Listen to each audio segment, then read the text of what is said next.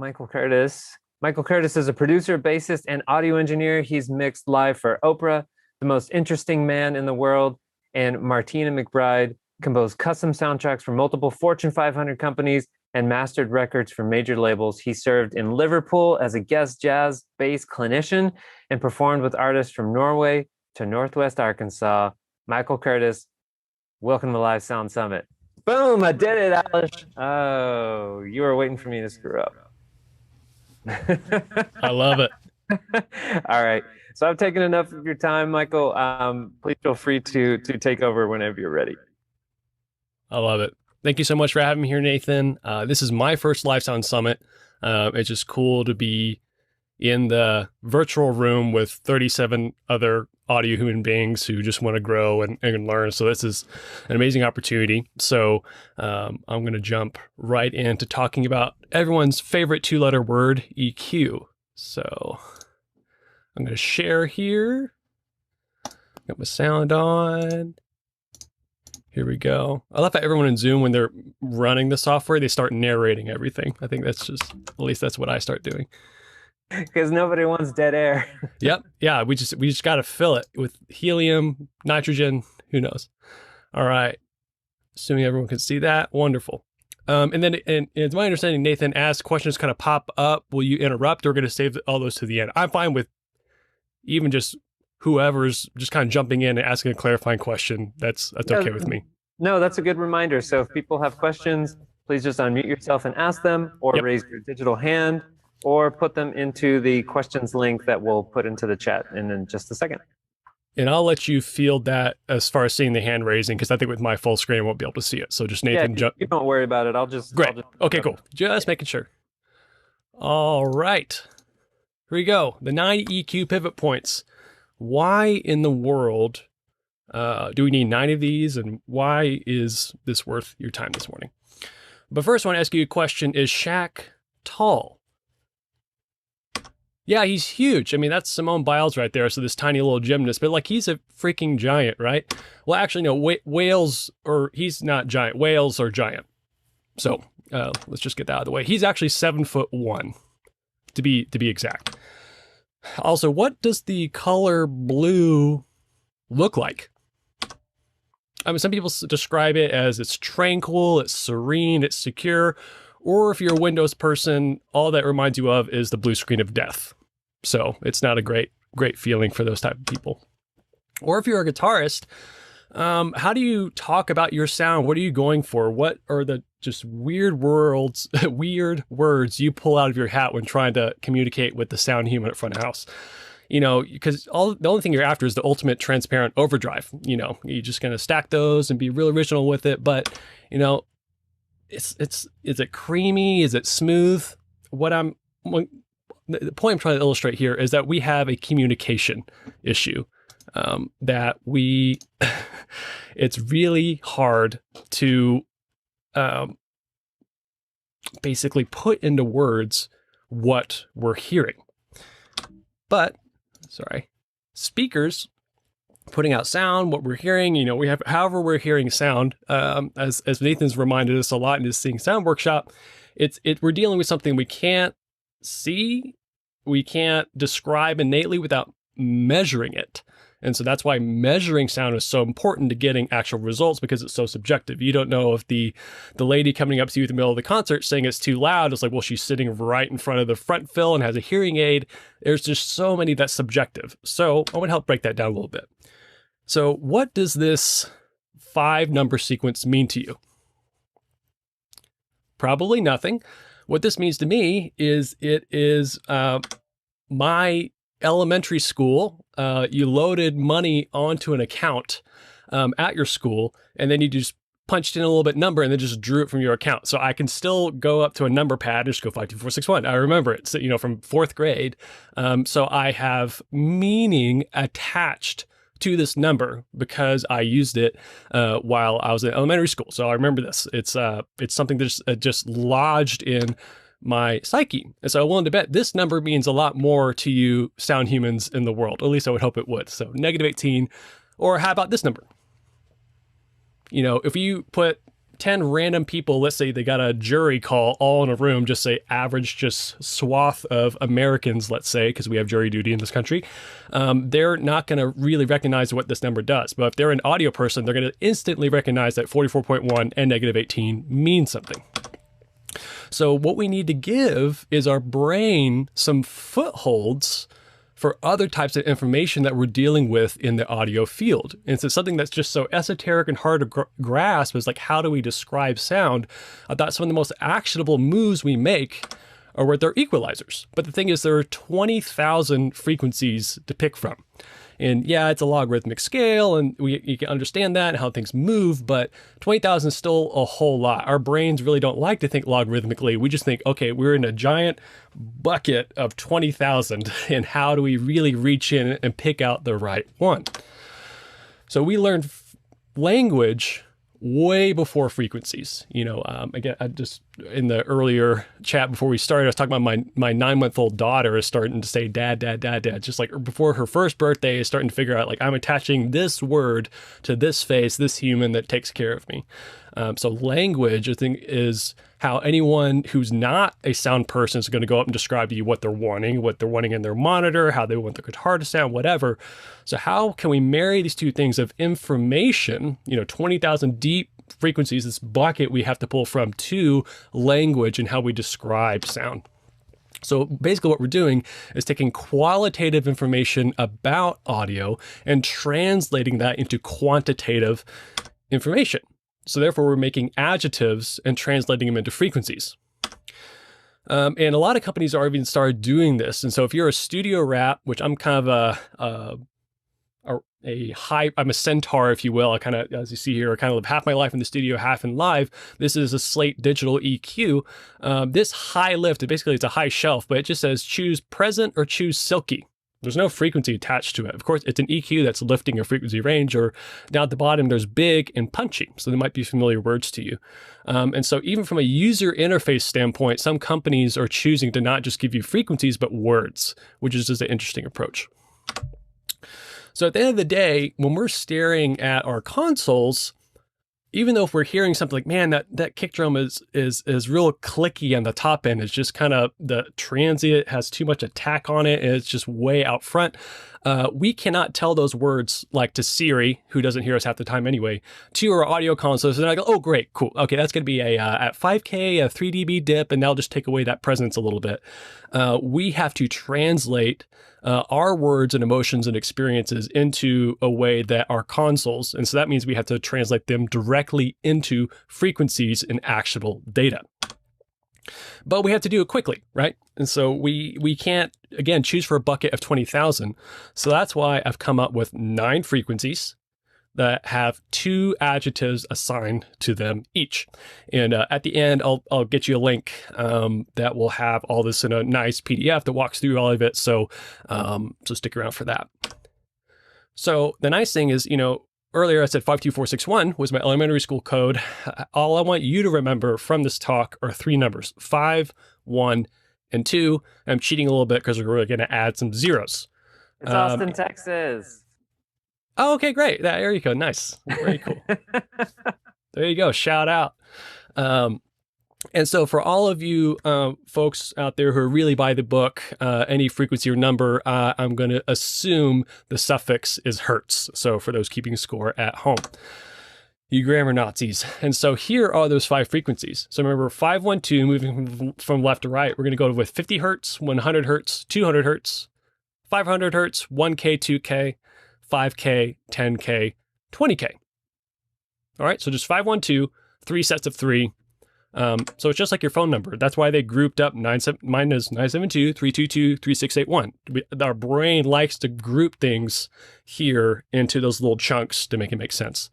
Before I start diving into some of the frequencies themselves, any kind of questions or clarifications? No, I haven't seen anything yet. Just awesome. Typing things out.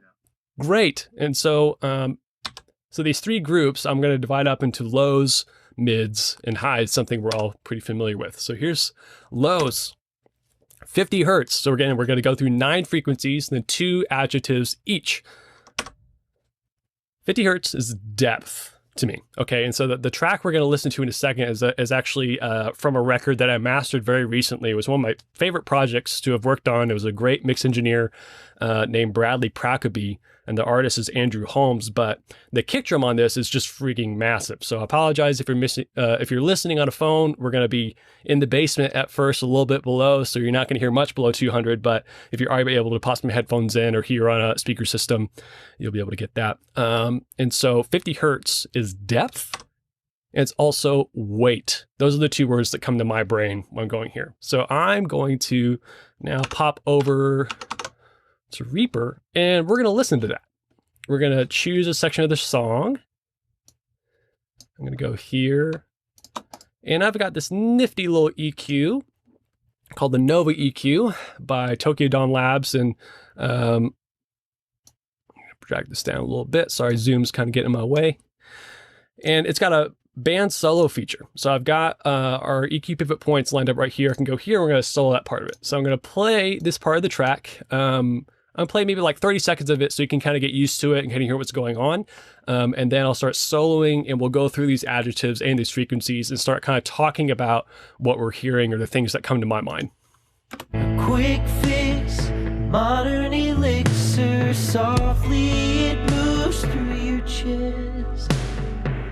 On your behalf, it bargains with futures and settles for second best.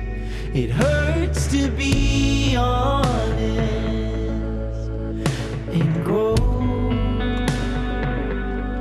to lose what's been guarded. It cuts a little close to the bone. Feel a tug in your body, fire like a phoenix in bed. Let it burn, wither away, and then grow again out of the ashes it left. All right, so there was our track. Again, it's called Phoenix by Andrew Holmes. It's not released yet, but look out for it on Spotify or wherever you listen to music. It's a really great record. Okay, so as you can see, the kick drum in the song is freaking massive. It's really, really, really cool. So I think 50 hertz is really going to highlight the depth and weight to it. And so 50 hertz isn't only why I choose depth is just like we listen to a stereo image of left and right is kind of one of our axes. It's our X axis. We also have a Y axis. And so that Y axis, lower frequencies are literally going to sound lower, and then highs are going to sound higher. And then we also have depth. And so our transients are going to kind of move that Z axis in and out. So depth, this kick drum hits really low. And so if I'm kind of listening even on headphones, I can almost imagine 50 hertz in my throat, or like the top of like my esophagus. It's just going to hit there. So I'm going to solo that band so you can kind of hear what's going on. Quick fix, modern elixir.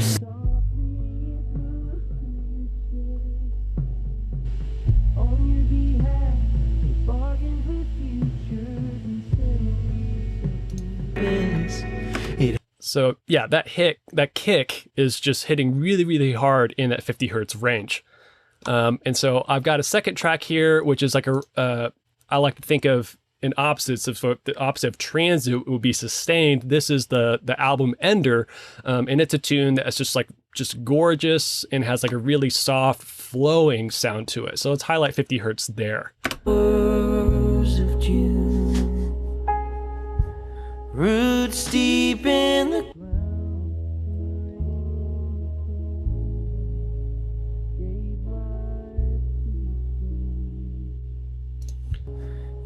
So yeah, we just get this really nice deep sound in that we get from 50 hertz in that. So it's another kind of subby kick, but it's not hitting near as hard, and we have the bass in more of a sustained sense. So 50 hertz really highlights that region for me. Okay, so let's jump up now to 100 hertz. So we're going up an octave, and this would be similar to you musicians out there to the third fret on the E string on a bass guitar. I'm a bass player, so I'm going to talk in that language. That would be a G. So now we're moving to our upper open G string is more or less 100 hertz. So to me, that is warmth.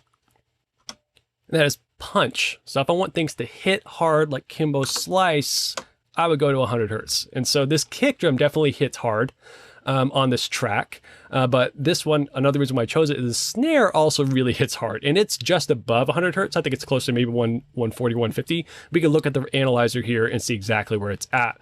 But if I'm wanting more punch out of some sort of low tom or kick or snare, I'm going to reach for 100 hertz. So let's go back to our Phoenix track. It bargains with futures and settles. It hurts to be honest and go to lose what's been guarded. It So yeah, that snare transient's probably closer to 150. It's a little bit higher, but when I sold 100, what I was hearing is that I still got a little bit of the kick energy, even though it's a little bit lower. I'm hearing in a kick drum, I learned this from Mark Mozart. He has Your Mix Sucks, is his ebook. A kick drum or any percussive like tonal drum has three aspects to it. It's the fundamental frequency of the drum, so that's at 50 hertz on this track. It has a pressure point, which comes from the punch, and that's at 100. And then it has the attack, which is way up at maybe like 5K, the kind of the clickiness. Or if you have an Audix D6, it really scoops the mids. It has that big accentuated top end that's really great for metal to give you that nice slap and attack on that transient. And so for 100 hertz for me on a kick drum is that punch, that pressure point, or that really, really meaty snare. If you're mixing something in like reggae with kind of like a higher snare that's a really shallow drum, that's probably going to be closer up to 200. But if you're in this kind of really dead 70s rock drums thing, they're going to be tuned lower and closer to that 100 hertz range. 100 hertz is a great way in a solo set, like maybe it's just someone playing keys, acoustic guitar, and vocal. That's not, you don't have a dedicated bass instrument. So if you want to just give some more body to what's going on, or maybe boost some 100 in some keys, to give it just, again, that warmth. It's just a big hug. That's what 100 hertz does for me. Okay, we're gonna keep going. So 200 hertz, up an octave again.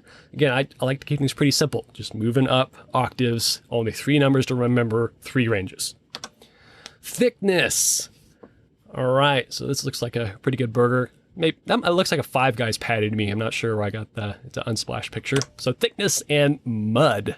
All right, and so thick, I think, is more of a positive way to describe like a good thick mix, or something might be too thick.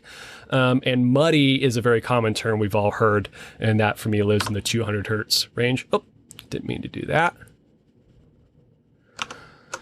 Here we go, back to this track. We're gonna go back to this other Flowers of June, this real chill one. And you can hear in a sustained sense where all this mud and thickness lives. And again, all these adjectives that are coming to, these are just what come to my mind. And so if they're helpful for you, but I think that what's more important is the scaffolding of having a number system that you go back to, and this is actually my first time meeting Alice for just a short minute, but it's, I think, a great compliment to his guerrilla mixing mindset of just like, okay, how can we make this simple, effortless, and flow? It's like, okay, if I just really have a short, 10 seconds per track, and like, we're jumping into a set, I'm thinking in my brain, I'm only choosing one of 9 frequencies to adjust when I'm having to move quickly and put together a mix in the field. Okay, so here's this Flowers of June track. 200 hertz.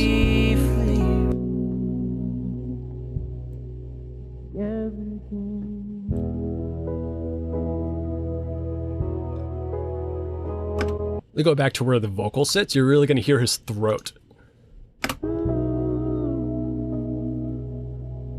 Passing over the light behind rays flickering. And now let's hop over to Phoenix. Running, how would it feel? Tip the scales in the balance with something that's real. Also know that 200 hertz is right where an iPhone you know, if we have a steady drop off in low frequencies, that's where you actually start to get some energy back. And so, or even like MacBook speakers or something like that. And so from a rough ear approximation, so that's where I would kind of have that frequency range live. And so I was hearing, yeah, the throatiness in 200 hertz. I was hearing the more sustained elements. And this is why in a mix, this is often a really hard place. We're getting into 200 and we're about to move on to 500 hertz. And like, why is this such a hard area? And why does it get muddy? Why do things build up? There's lots of reasons. And two main ones is almost every instrument overlaps here. Even a bass guitar is going to have harmonics that reach up past the 1K, or even have a vocal is going to sit right there, like the meatiness in a vocal, like a keys playing like block chords. They're all just going to sit right here and stack on top of one another. So you have to be really selective in what you're removing here of like, okay, I'm going to take some thickness out of the rhythm electric so the keys can live there. So it's, some people call this frequency carving. I'm not a big fan of that analogy, but it's more saying like, how do you want an instrument to function in the arrangement? If it's doing a more sustained thing, I'm going to let it have that 200 hertz thickness and then let other stuff sit on top of it. And the second reason is that since you have speakers in front of you on a rig, you're in the air and you're on stage, 200 hertz and basically wherever you're below where the waveguides are custodians, it's going to be more or less omnidirectional. So you're going to have more of that frequency coming back on the stage in your microphones anyway. So you're going to get, even though if that wasn't in the original source, that's going to be coming off the PA back into your microphones and accentuating those frequency ranges.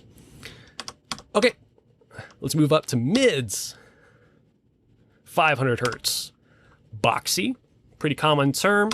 And gargle, it's pretty graphic one, but it kind of makes sense to me. It's kind of like this, like if you're at the dentist, and that's just a very vivid picture to me that reminds me of just kind of this swimming sound. And I would encourage you, like I even find myself kind of synthesizing these sounds with my mouth. I'm kind of thinking like this very warm, throaty warmth to 100, or like 200 is like this thick, it kind of more sits in your cheeks. If gargle sits in your upper palate. So just the more ways you can internalize and think about these frequencies, the more you're able to react and find these footholds for them to latch onto. Again, since we don't speak EQ, we don't have, these numbers aren't lodged into us first. Language and experience is first. So let's see how boxiness and gargliness shows up in both of these tracks.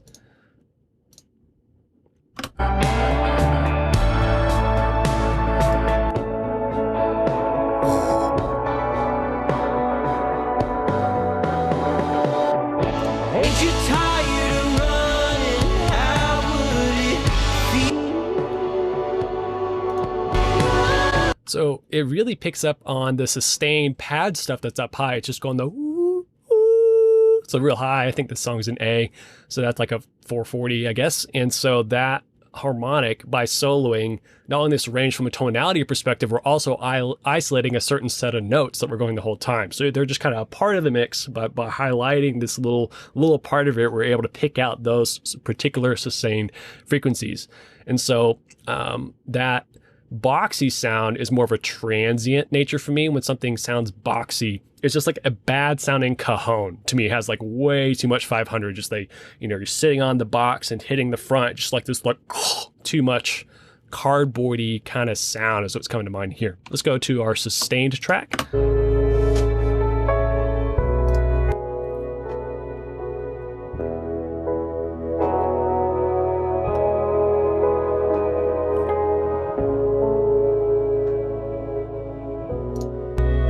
And we're kind of isolating these upper harmonics found in the guitar. And so it's really important range to get right, because again, there's so much overlap in this 200 to 500 hertz octave.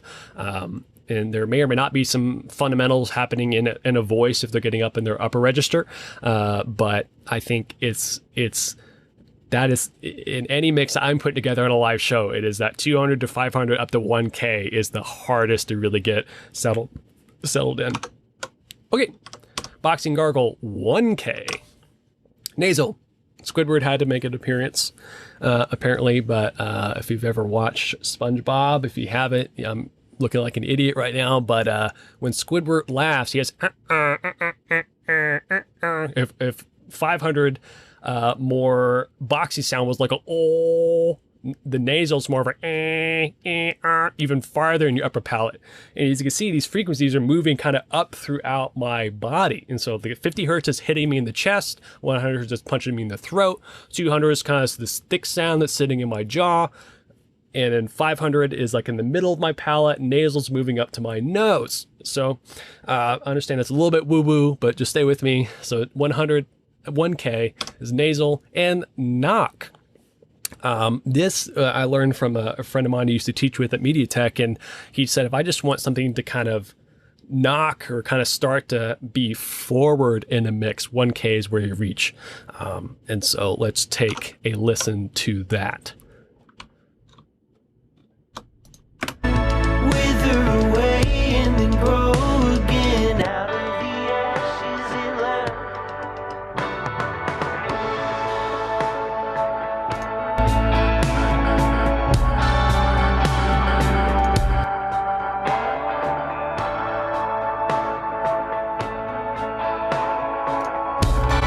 All right, go to our sustain track.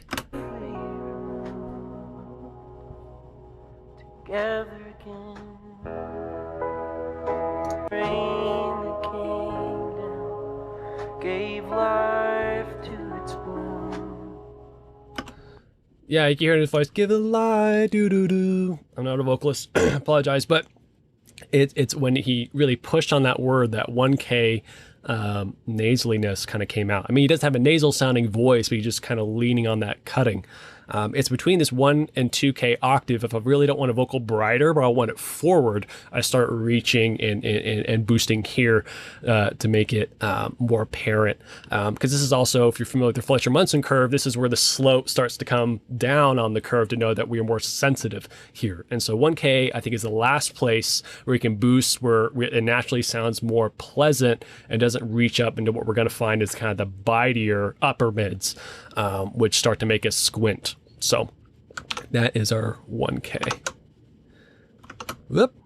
Can't drive a computer right now, apparently. Okay. 2K. Edge. All right.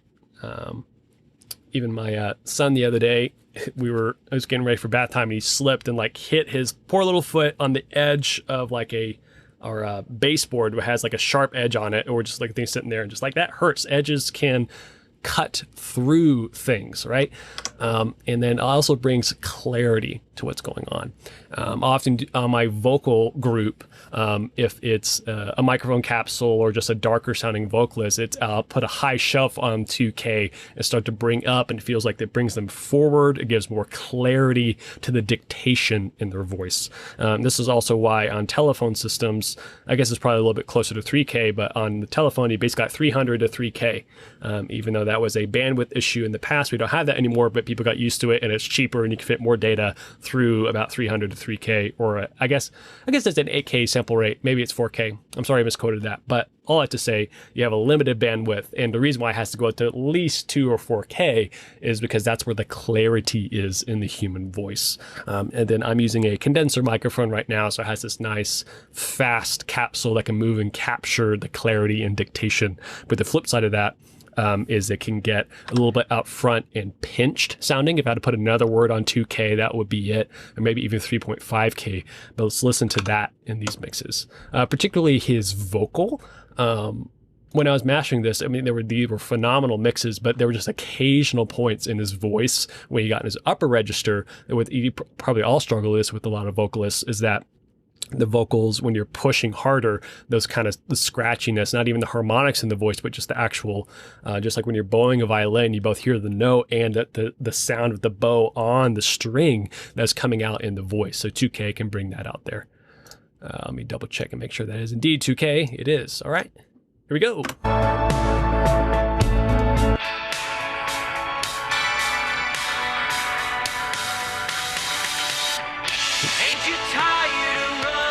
Sorry, I had that on a high shelf, so I was doing everything above 2K. Here's just the peak filter.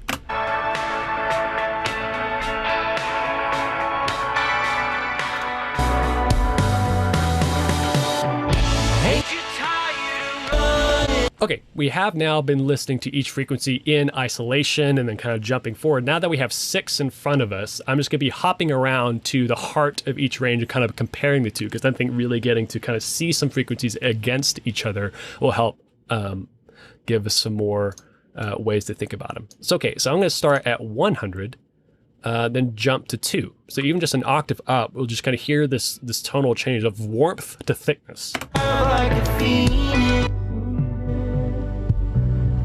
Let it burn, wither away, and then grow again out of the ashes it left. Now let's go to 5.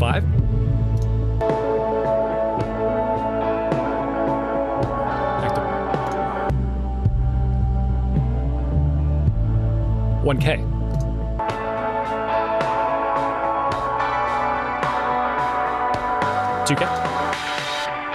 Ain't you tired of running? So let's jump down a whole decade from 2K to 200. Like a phoenix in there. Let it burn, wither away, and then grow again out of the ashes it left.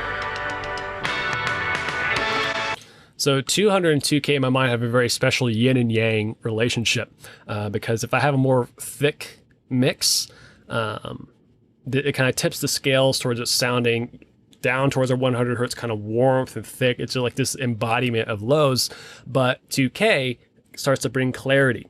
And so if you have more 200s, by proxy, just when you're weighting everything equal, you're just going to have that low energy that's giving it more on bottom, but 200 2K is going to make it lean forward. So I can also do the inverse. If I want 2K to stick out more and the mix to lean forward and be more in your face, I'm going to cut 200 because maybe I don't want to boost 2K if I've already got there on enough of that on some other instruments that might be in that range. And so I know I've been isolating frequencies, but this applies for both boost and cut. So I can cut to remove some of the mud at 200 or give it some more thickness when I'm boosting 200. All right, go back to my slides here. That was 2K, edge, and clarity. All right, last range, so 3 more frequencies. Here we are, 5K. Presence. Reason why I have a glass of orange juice here is that it's a beautiful pop of color of this orange against that blue, cool background. So if I want something to pop out in front of me and just have presence to me, that is 5K. And then that is also bite. This is where if there's too much of 5K in any source, it starts to bite your head off. And so this is also when people say, hey, this is sounding too loud right now. I would think like, okay, is this a actual loudness and a true SPL problem? Or is this a tonal balance issue of just, okay, if I just relax some of this 5K energy in the system or wherever that particular person is sitting, can it just make it more overall pleasing and inviting and warm and thick experience rather than this bitey thing? So we've all mixed on VRX 932 LAPs. If you're right in the center of the throw of that guy, that thing can rip your head off out the box if it's pushed hard, right? And so it's a great utilitarian speaker. I've done a ton of shows with these, but I've found after doing it a lot, if I push it loud, it can get really bitey in that 5K range. And so I'm sorry if there's any JBL reps in the room. So back over here to the mix. I'm going to pull up my second EQ here. Bypass this other one. And I've got 5K here. Let it burn, wither away, and then grow again out of the ashes it left. Let me compare that to 500.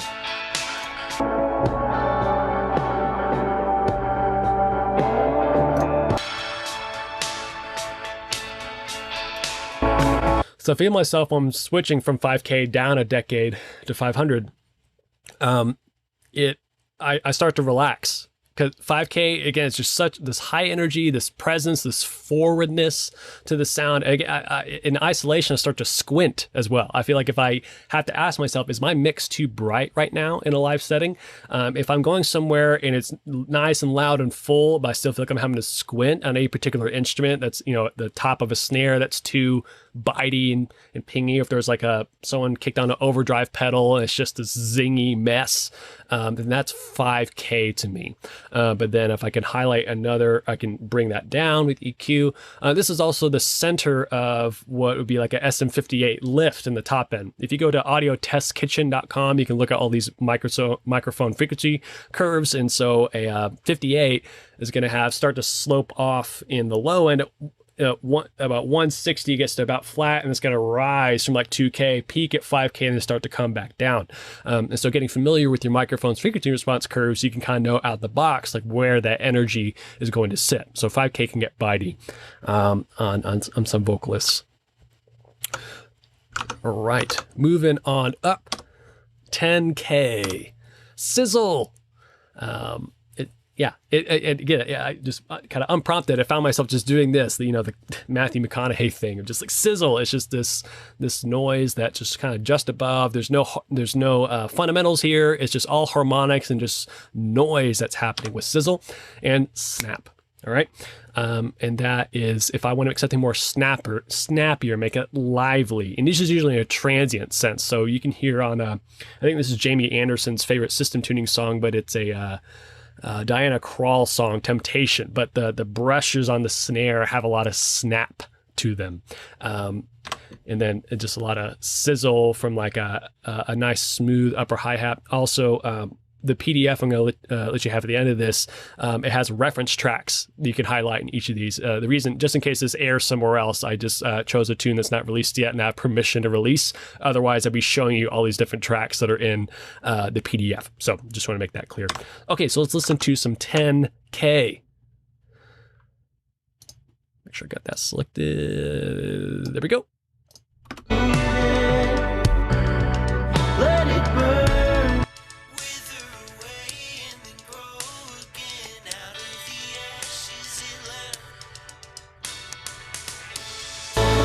So three things I'm hearing. You can hear the drums, like the kind of more ticky-tacky stuff, the snap of the snare.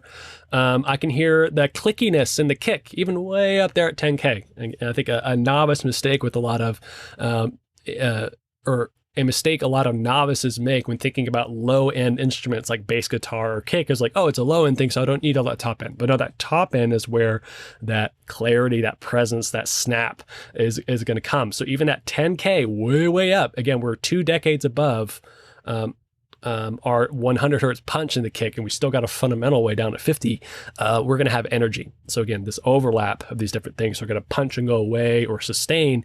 How you can allocate that energy is really key. So that's 10K, that sizzle and snap. I want to also highlight the breathiness and a vocal. The female vocal on this tune, The Flowers of June, is also phenomenal. So let me go here. Back to 10, sorry.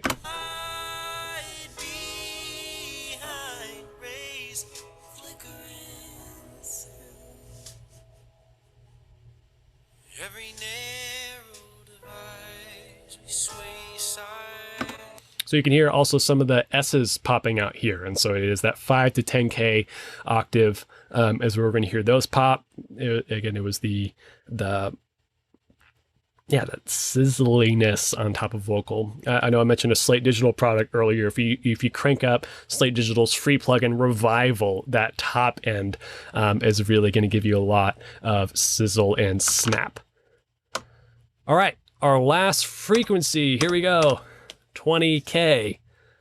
For those of you stormtroopers keeping score at home, most of us cannot hear 20K unless we are very, very young, but it is air and plastic.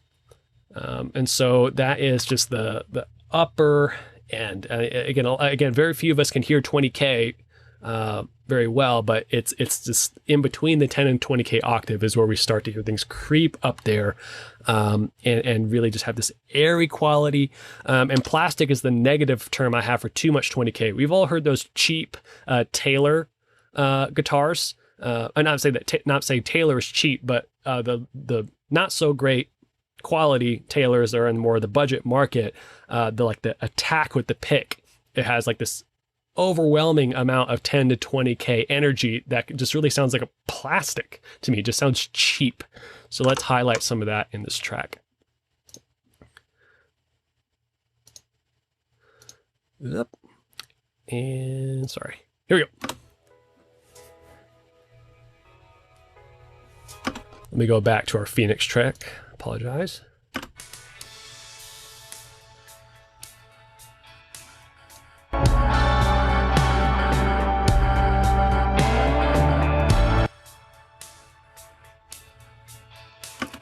So yeah, I'm just getting the very, very top end of the snare, and most of it is hi-hat.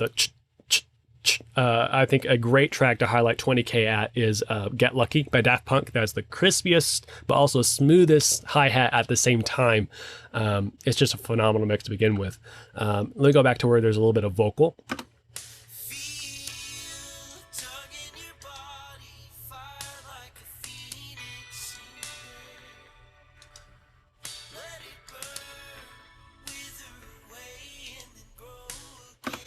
Yeah, so earlier on while I was playing that segment, you could hear on the consonants, the dictation, the fire like a phoenix, the sound, and that's where 20K is coming from. So I think you can give a lot of energy to consonants. And so vowels, again, if we have transient and sustained, vowels are usually sustained, and consonants are your kind of choppiness. It's the, so this 5 to 2, 5, and 10, and 20K is the kind of the energy in the transients and what we're going to kind of come to.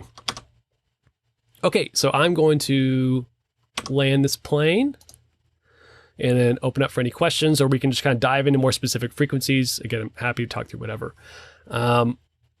So I want you to take these frequencies, these 18 that I have, and put them in your vocabulary and see if they stick. But otherwise, if they don't, that doesn't make sense to you. You think 500 hertz sounds like lavender? Great. It's more important for me that you have a bench of words you can grab onto to make that happen. Make sure and say, hey, I'm going to have a link, and we'll post this in the chat to my link tree. You can reach out that way. And thank you so much. In the Q&A, Nathan, I do want to step through a couple of the resources that I have on that page, but this is the end of the formal portion of the EQ section. But again, open for any questions with the other resources I'm going to step through. Sure, that sounds great, Michael. And I also think if anyone would just like to share anything about how they've approached, because just in my own experience, there's sort of this training that you get as you start to learn about sounds, and you connect it with, like, how do I connect it with my other senses? Like, every time I taste a pickle, I know what that taste is, and how is sound like that? So every time I hear 500 hertz, how do I know what that is? And I think lots of people probably come up with their own personal strategies for how to deal with that. I know that in music school, for example, we had a lot of strategies to help with people that never had ear training to learn things like intervals, and it turns out that it's not just innate, it's a craft, and you can memorize these songs that help you learn intervals. You can memorize songs that help you learn the different sounds of the different seventh chords and things like that. So that's what your presentation was making me think about. I thought that the images were really helpful as well, and I never thought about sort of synthesizing these sounds as sort of, you're like listening to the EQ and you're and the filters, and you're sort of like getting it into your body. So I like that a lot, and I hope that I get to see you do that live so that you'll look really funny and we'll point and laugh. I don't need any help with looking more funny. People like that you're using Reaper. You and I talked about this on a podcast a few months ago. Do you want to talk about just for a second? Because we've seen it turning up more and more in people's productions. And you actually, I don't know, for people who didn't hear the podcast, maybe you could tell the story about what happened and why it was helpful with that automation as well as mastering work. Sure. From like a in the field live segment, I guess it's a public podcast, so it's not technically. Nathan and I were on the inauguration together, this one in 2020 in DC, and part of it is they had a guy who's been the MC for the parade. Obviously, this year was different because of COVID. There were less than 1,000 people in a square mile radius of just Secret Service security and White House personnel and production team, but usually, tons of people in a giant PA and a big parade or whatever. And this guy would MC the parade. He announced and now the United States Marine Marching Band. But this guy's 96. He's been doing it since Truman. He's old. And so all that to say, he's in an assisted living center and it's COVID. And so they can't bring in a formal crew. So they basically just slip in an iPhone or whatever, under the door in a plastic bag and say, hey, talk into this. And we're going to use that for the parade. And so Nathan and I were there with another production team and we were helping set up speakers for the press and just kind of a few odd jobs. And then I'd work with a particular production manager on this, or the event manager really, before, and he was like, hey, I want you on playback. And so I was like, okay, great. So I am responsible for these 20 something cues of this super old guy announcing the parade. And so I get in the production trailer with the team and they hand me a flash drive. I load up these files and they're clipping. They're just terrible. And the guy since he's 96, it literally sounds like, no, the United States Marine Marching Band. And so literally we put him over a small speaker in the production trailer. So you still have that session? I do. Or, maybe it's on, I think it's on this hard drive. Let me see if I hook it up. Yeah, that might be interesting. Yeah. Not that we don't love hearing you synthesize it. Oh, yes, yeah. Or it might be on, hold on. It's okay if you don't have it, but one of the interesting things for me is that while you were explaining to me how you were going to handle this automation, I was like, oh, I use Logic. I'm sure I could figure out how to do that in Logic. And then a couple weeks later at home, I had to do something very similar.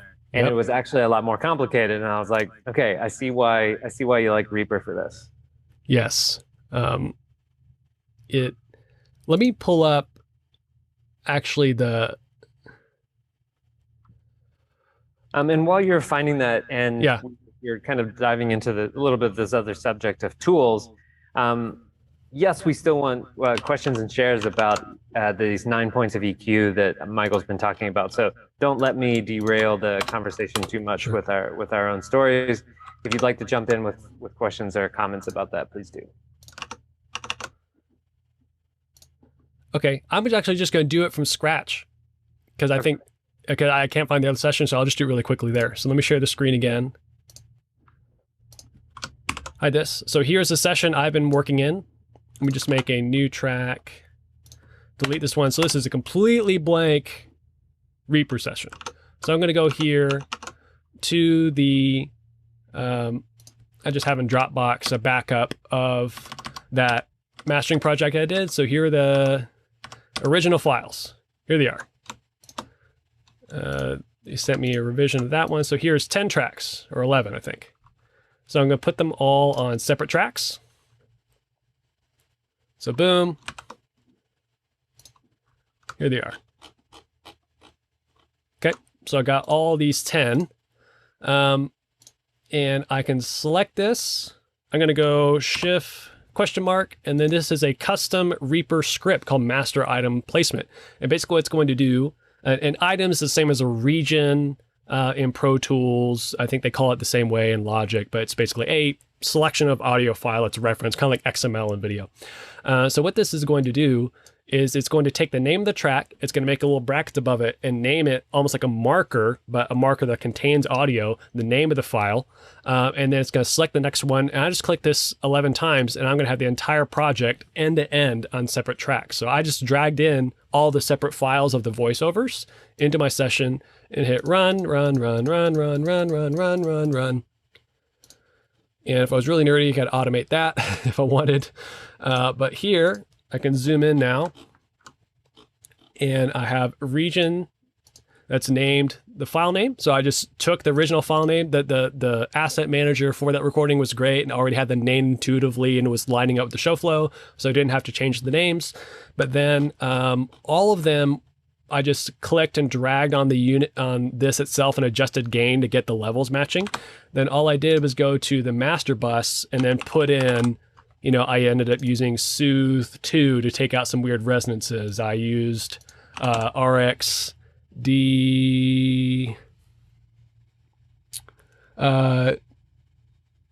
mount denoise. It would take out the math clicks. And so everything was funneled through my master bus. I'm not having to duplicate all the processing, because a lot of other softwares, if you're bouncing something, you can't select on a region basis to bounce it out. You usually have to bounce out just the channel processing. I can bounce every region through my master bus processing, which is amazing. So I save resources since I'm not duplicating on each track. And then all I do is here, go to render. I do a region render matrix. If I go to my region manager, I have all 10 listed here. I have them all go through my master bus, and I go here to region matrix, and I just click and drag this over. I could put in the directory. Let's just make it my desktop. Why not?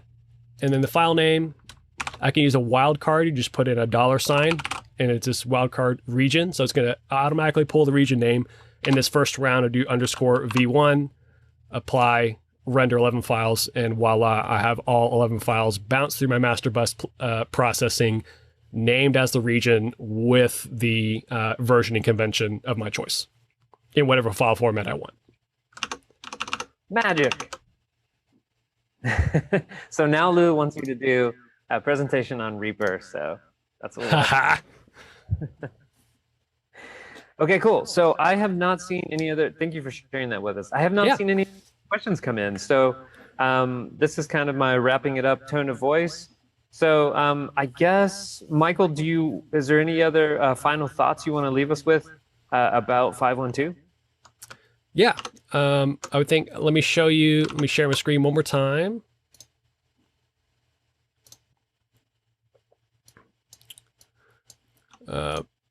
If you go to my link tree and click on audio tools and resources, it's just a Notion page that has stuff. And so one of them is this PDF that basically walks you through this, all the frequencies you see here. It has a section on each. It says, here's depth and weight. Here are some reference tracks that I love that really highlight this frequency well. Here are some use cases, boost to make your kick drum hit you in the chest harder, boost to add some depth to a bass guitar, cut to make room for your bass guitar to sit under your kick, cut to prevent low frequencies from drowning out higher frequencies. And then it has that for each frequency. It steps through it. At the very end, it has a handy dandy little one pager that has them all listed. And I need to correct this. This is not warmth and sub, it's warmth and punch. I mistyped that, I apologize. And then two other resources I'll just mention. My audio math survival spreadsheet with, if you're in system tech world, this just has a bunch of calculations from Bob McCarthy's book.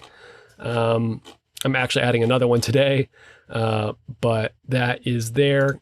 And then I have the audio IO planner. This is a new one for me. This was actually the gig I did this past Saturday, but it's a Notion database where you could put in basically all the information about your show before you build the console file of like, okay, here's kick, here's the IO unit it's going to, here's the source or destination type, the microphone type, it's on a short boom, where's it going to live, what's its function, what act is it for, what console is it going to, all here. So it's a lot of data entry up front, but what I loved is I just looked at my A2 and I have this input patching page printed out, and they were all sitting in the to-do column and sorted a certain way, and all I said was, hey, make this happen. So here's the kick drum, it's on Snake Channel 1, it's on DL32 input 1, it's a Beta 52 on a short boom, and it's upstage center.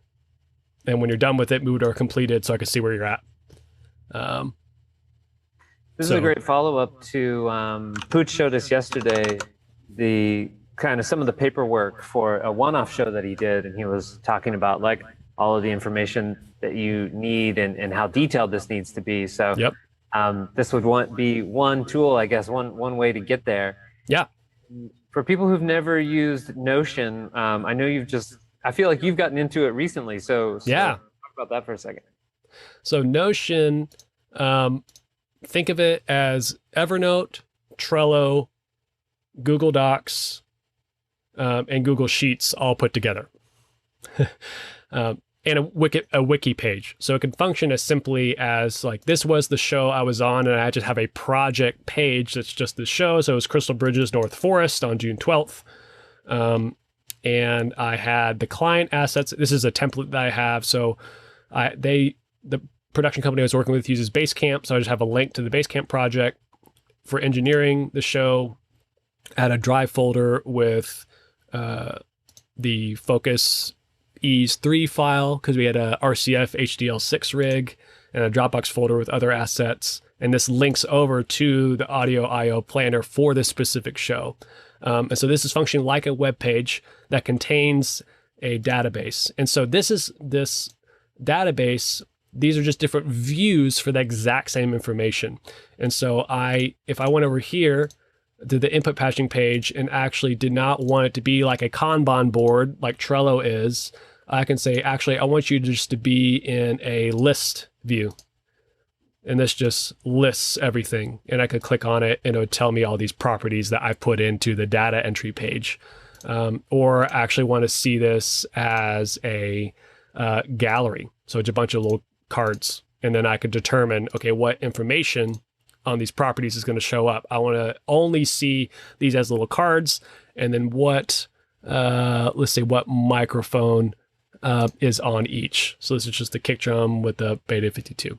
So it's basically the best way to use Notion is to put a bunch of data into what would be treated traditionally like a Google Sheet or Excel spreadsheet, then use other views to filter down what you're seeing and display it in an intuitive way. So I'm going to pop this over back to basically a board view or Trello. But right now it's grouping it by which I/O unit is it at. Well, I want to group it by, what did I have it on?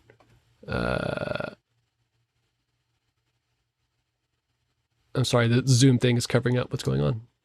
Oh, Yeah, by status. Yeah, So done or this- not. There you go. Sorry. And then it was, or by stance. So these are everything that's on a short boom or a built-in clip or a tall boom. And I can kind of see, and I can even have formulas built in. They'll tell me like how many total short booms do I have, and it pop over to another database.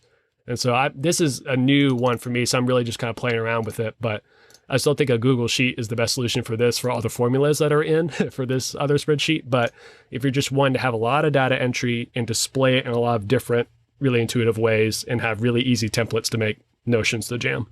So. Related to the end of the story about working on the processional for the inauguration, Sean asks if you put all those cues into QLab. For that particular show, yes, I did use QLab, but now I use another one called Farrago. And so I wonder if I had that. Oh, I stopped sharing. I apologize. And Nathan, tell me when to shut up. I don't have the schedule in front of me, so. Yeah, I'll let you know. We're flexible. Okay, great. Because I would imagine that Robert Scoville is more important than me. So. Right. So while you're doing that, so yes. So the schedule is that we have about 32 minutes until the next presentation, which will be Robert Scoville. And then after that, we've got Michelle Pettinato and then Stephen Pavlik at 1:30 and then 3:15. Love it. Love it. So, so this was, I did a bunch of high school graduations, and this was New Tech High School, Fayetteville, Rogers, Heritage, Springdale, whatever. So I was stuck in an arena for a week. And basically with Farrago, I can have these in this grid view and just hit enter and play them. But what's nice is I had to go to just the room and just the stream, or something that would play both to the room and the stream. And so I color coded it. So if it was purple, this only went out of output channels 1 and 2. And it had a Midas M32. And so if you don't know, you can remap the aux ins to pick off the card inputs. And so I just had 3 DCAs tied to each. So I just called it room, stream, both. And so the national anthem, and the reason why I had to have separate stream feeds is royalty free, because sometimes they walk in with these videos, they want playback before, and they just had Rascal Flats, which like that's going to get pulled off YouTube in 2 seconds. And so I had the national anthem was licensed, the school's alma mater was licensed, and then a license of Pomp and Circumstance. These played out of channels 1 and 2 and would have showed the DN32 USB interface.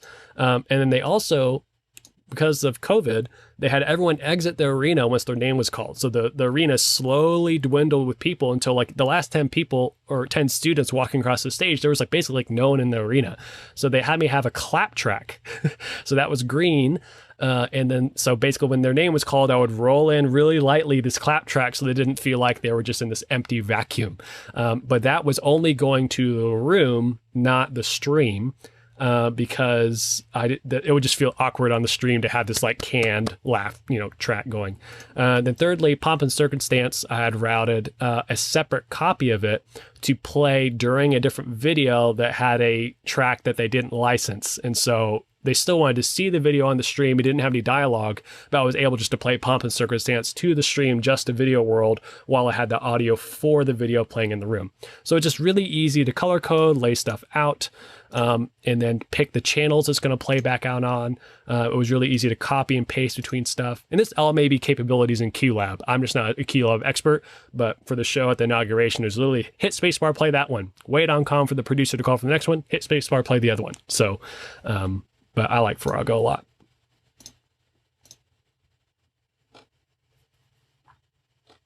Okay, cool. Any other tools that you are in the middle of changing now? Can you paste that Linktree link in? 'Cause Yeah. I was looking at it, but didn't take the time to write it down. It is right here. Right there. Great. Okay. Well, Michael Curtis, thank you so much for joining us at Live Sound Summit. Thanks for having me here, Nathan.